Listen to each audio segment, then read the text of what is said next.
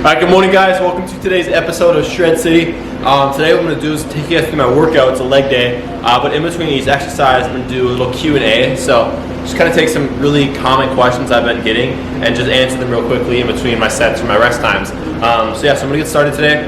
First movement of the day, we're doing a hamstring curl. Today's leg day is more of a glute and hamstring emphasis, so we're going to start with a hamstring. And like always, I would start with an isolation movement of some kind, or a lighter or like a less taxing movement for my body.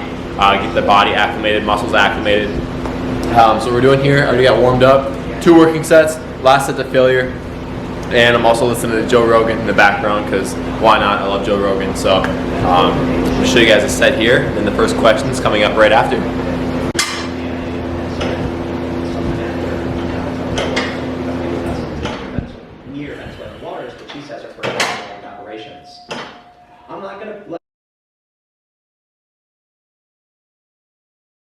Alright guys, the first question of the day that I'm going to bring up, really broad, obvious one, but is how do you get shredded? So, how I'm getting shredded, you are sustaining a calorie deficit for weeks and months at a time. That's the biggest thing. Put yourself in a calorie deficit, eat less calories than you're burning off in the day, and also consistently lifting heavy weights, resistance training within the hypertrophy zone.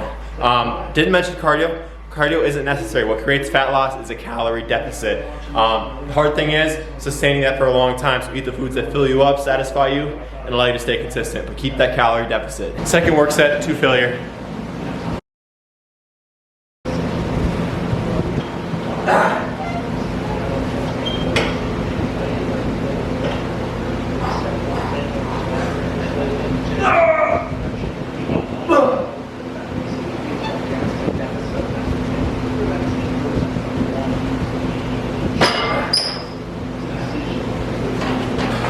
Alright, second question. How old are you and how long have you been training? So, I'm 20 years old right now. I have been bodybuilding style training, hypertrophy style training, trying to get as big and as lean as I can for the past 3 years. In total though, I've been training for about almost 8 years probably now. I was an athlete all throughout school, so in about 7th grade, that was like the first time I picked up a legit weight. And then from there on, probably in about like 8th and 9th grade, that's when I really started going consistently, like 3 to 4 times a week for football, and whatever other sport I was playing. So, training for about 7-8 years, bodybuilding for passion. All right, guys, we just got warmed up for our second movement of the day, which is a wide stance sumo squat. Here we are doing 3 sets of 8, and we're working up to a top heavy set to failure. So this is gonna be my first set right here.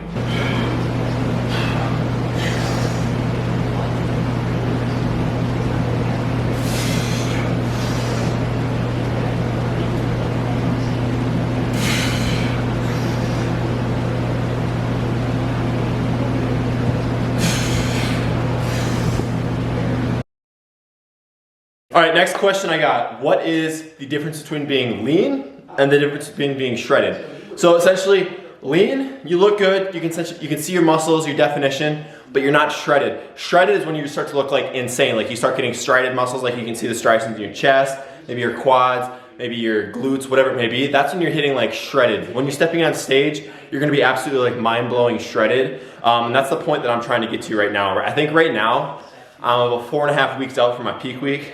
I'm just starting to get to that kind of shredded phase. I would have to guess I'm maybe around 10% body fat right now. And usually for most people, it's once they start to get under 10% body fat when they start to look shredded. When you're shredded, you almost never want to maintain that year round. Yes, there's some people that genetically, their bodies are designed to be like super shredded. Like for example, like you see guys like Jeff Cavaliere, Athlean X, guys like Callan Von Moger, or many other those guys out there that are like lean year round. Yes, some of those guys are on steroids. But then there's some guys out there that genetically they just like to sit shredded year round. Where guys like me, I don't like, my body doesn't want me to sit shredded year round. I'll feel like shit if I do that. I would normally sit around like 15% body fat or so. That's where I kind of feel the best at. So if you're getting shredded, keep it for a minimal time during the year. But otherwise, leanness, anyone can be lean. Lean is super kind of casual to get to. You look good, you can probably see your abs, and you'll feel better too. Second work set here, leaving about 1 or 2 in the tank. 8 reps again.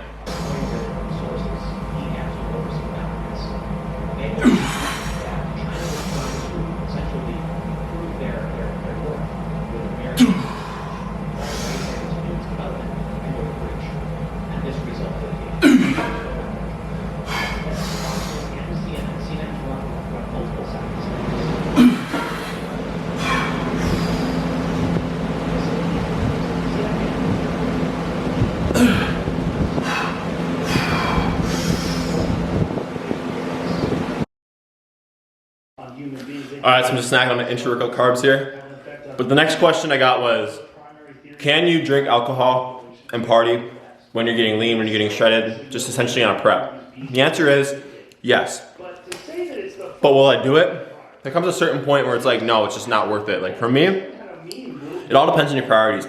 My priority right now is to get as lean as I possibly can, just look absolutely shredded. And yes, as long as you track your calories, track your alcohol into it, you can drink alcohol during a prep and you'll be fine. But it's just not ideal. You're gonna feel like shit the next day, and that's gonna affect your training, affect your sleep, affect your recovery, which is not good. You're not gonna be able to give the intensity that you normally would be, and it just kind of throws everything off. Plus, you're most likely to binge, get off your diet when you drink and stuff like that. So it's like, if I'm getting lean, just cutting down a little bit, by all means, feel free to go out and drink alcohol. That's cool. As long as you track it in, that's totally fine. But once you get to a certain point and try to take it to a whole nother level, then it's just like you want to cut it out completely. You should honestly never drink in the first place. It's terrible for you, but like, obviously we all drink, we're all human. So just be mindful with it. Look at your priorities. What are you trying to get to?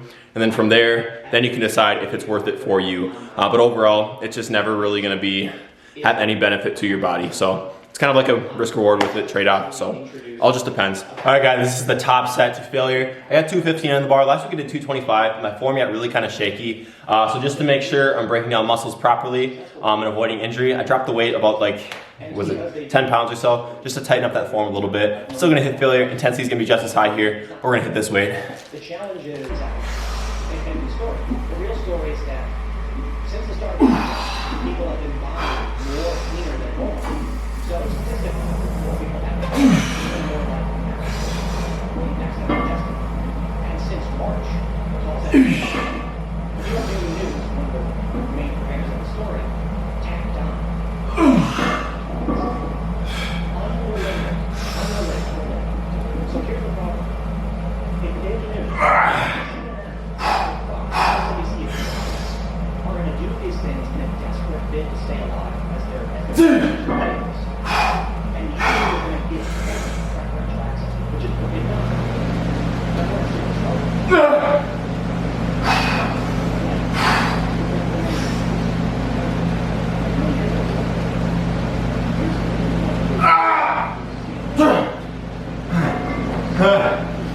Next question I got. Will you lose gains if you are dieting down, trying to get shredded?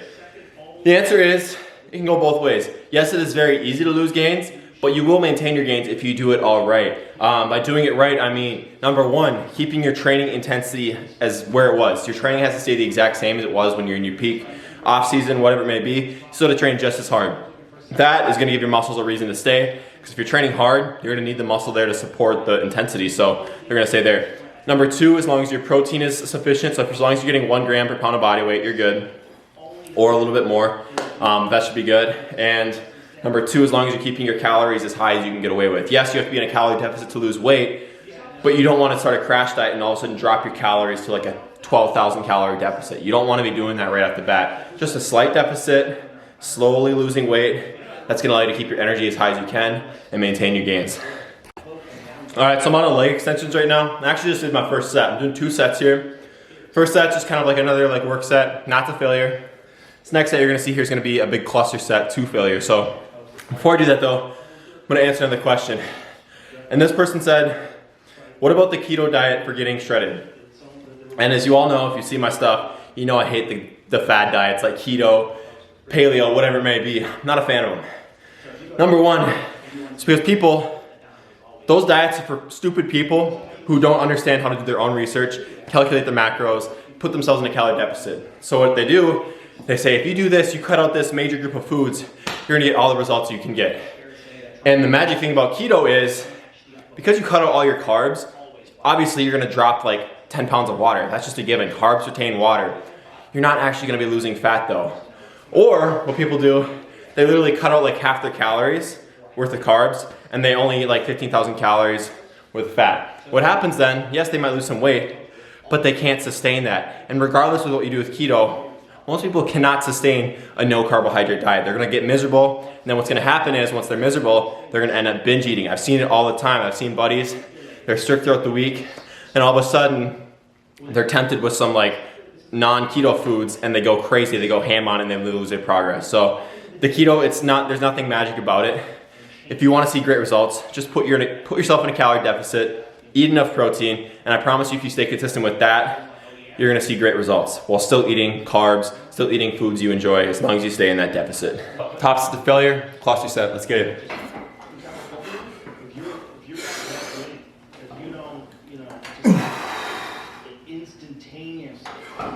When there's an instantaneous side of the rash, you get chastised. You get called a racist. You get called a Nazi. You get called a you can't even have a rational perspective. You can't say something like, in hindsight, it's a good idea that Donald Trump closed travel from China because it was coming from there, and a lot of people were calling it a good idea, and then they shut it down from a lot of people. You can't say that. 20-second rest in between the cluster sets. Nancy Pelosi is saying Trump should have banned Americans. Did you ever see that video where Nancy Pelosi was talking about that video is fucking insane, and then they confront her on it? Boom! It was Chris Wallace on Fox News talking to her about it.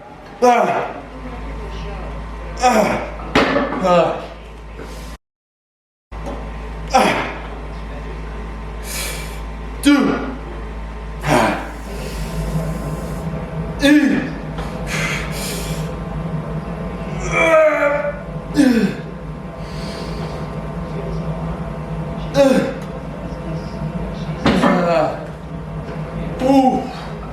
So, I think I got like 4 reps there, and I finished off with some harsh reps. Holy shit. Alright guys, next question is, how do you deal with low energy levels when you're on a diet or a cut? Well, it all depends on how far you're willing to take it. So if you're just trying to get lean, energy levels are almost always going to be going away if you get enough sleep, keep your carbs high enough, keep your calories high enough, and you make sure you're recovering properly. That's if you're getting lean. But if you're getting shredded like I am, it's kind of inevitable that you're going to have low energy and you're going to feel like shit at times. Like right now, I'm not going to lie. Alright guys, so I'm sorry about that, but my camera died literally right in the middle of that last clip. But anyways, the question that I was on was how do you deal with low energy levels when you're on a prep? And like I said, it all depends on how far you're willing to take it. So if you're just trying to get lean, get in better shape, lose some body fat, you know, you can fix your energy just by getting enough sleep, keeping your calories and carbs high enough, and just staying healthy. But when you're taking it to an extreme point like I am, like trying to get shredded, it's gonna happen just inevitably. You're gonna get tired. You're gonna feel weak. You're gonna feel just depleted. Like it's gonna come up no matter what. And you can't really avoid that.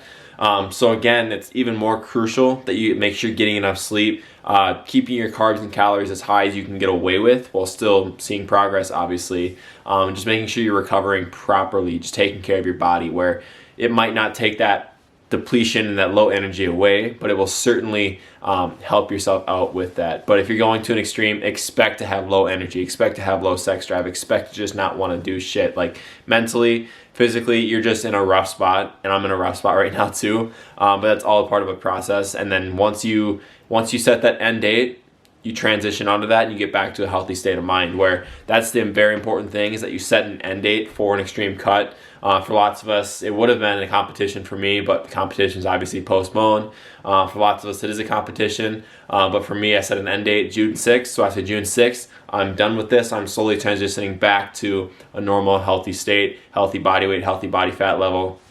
And then you're all good.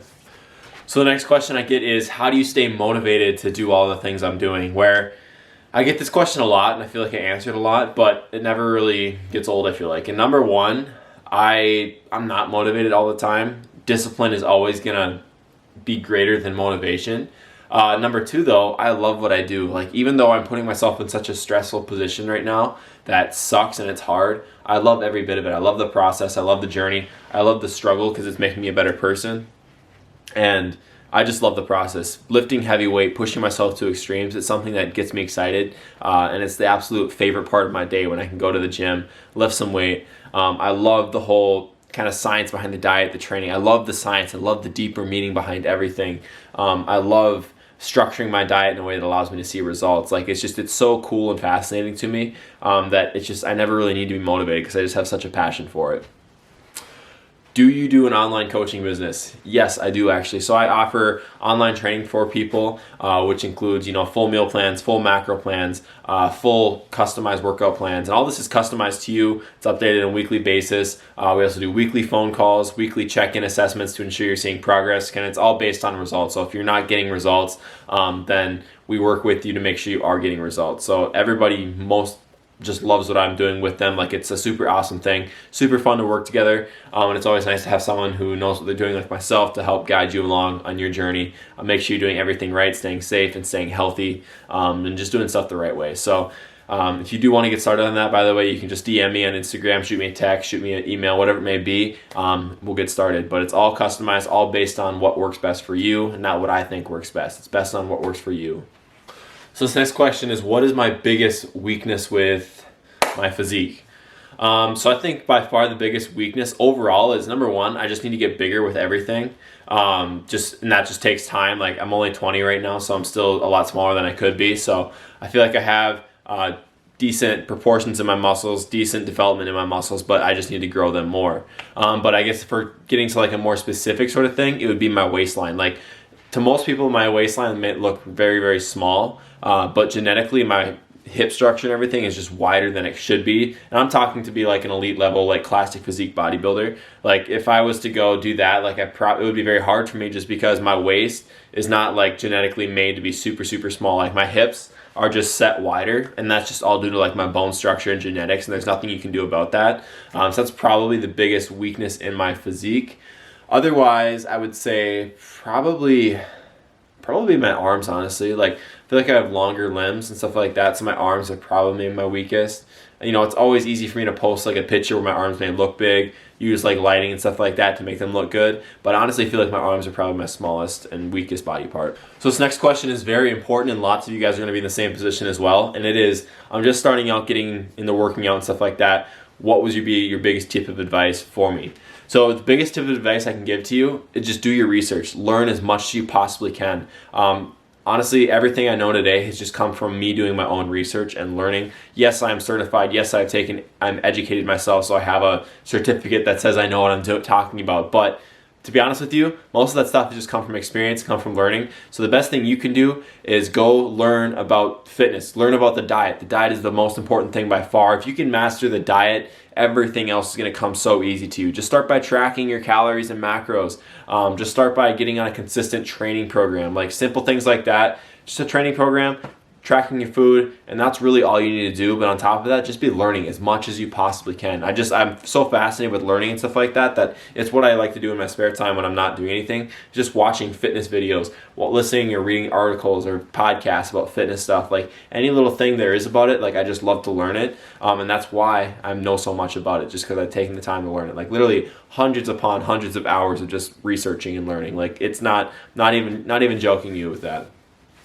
Next question is, I've tracked macros for a little bit and I haven't seen any results, but why am I not seeing results? So number one, either you are lying and you do not track your macros for a consistent long period of time. You maybe did it for a day or a week, but still that's not enough. Number two, if you were tracking your macros, maybe you just didn't set them low enough. So say if you're trying to lose weight, you probably weren't in a deficit. You probably just miscalculated them and set them up wrong. If you're trying to gain weight, you probably set them too low. So there's that. Number three, you could have just been tracking wrong. You could just be something that you're new to, so you had no idea what you're doing, so you ended up just messing it all up, which is normal. Or number four, you're just lazy and you don't want to track in the first place, so you're saying it just doesn't work. So it does work. You just have to give it the time, consistency, and learn how to properly do it. I have guys that I've had clients before that they say they're tracking, and they do track discipline and very diligently, but there's some things in there they just don't know what they're doing, so they end up messing everything up. And then it may take like 2-3 weeks before I actually look at what they're tracking and be like, oh, okay, this is really, really wrong here, we got to fix that. So just make sure you're doing it right and stay consistent with it, and I promise you'll see results. All right, guys, so I'm going to end this video right here. It was just a quick kind of Q&A, also a little training video, but yes, my camera died in the middle of my training session. I'm really frustrated about that, but I still got lots of the questions answered. So like always, if you guys have any more questions like these, I'd love to hear them. I'd love to help you guys out and explain some of them to you. So just hit me up whatever way you can, and we'll get your questions answered and send you off on your way. So like always, please like, share, and subscribe. I'll see you guys in the next one. Peace.